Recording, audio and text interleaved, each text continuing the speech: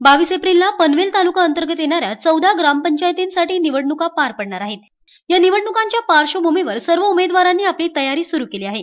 या 14 ग्रामपंचायतीमध्ये वडघर, उलवे, वाकडी, बारवई, कुळखे, रोहिंजण, सांगुर्ली, खानवले, सावळे, मोरबे, वाजे, साई, नानोशी आणि पोसरी आदी गावांचा समावेश आहे। या निवडणुकांच्या पार्श्वभूमीवर सोमवारी खानावले, मोरबे, पोसरी, कोळखे, उलवे, सांगुर्ली, सावळे आदी ग्रामपंचायतीच्या उमेदवारांनी शेतकरी कामगार पक्षाचे जिल्हा चिटणीस बाळाराम पाटील, पनवेल विधानसभा मतदारसंघाचे अध्यक्ष काशीनाथ पाटील, माजी पंचायत समितीचे सभापती प्रमोद भगत, नगरसेवक गणेश कडू आदी मान्यवरांच्या उपस्थितीमध्ये आपला उमेदवारी अर्ज निवडणूक अधिकाऱ्यांकडे सुपूर्द केला।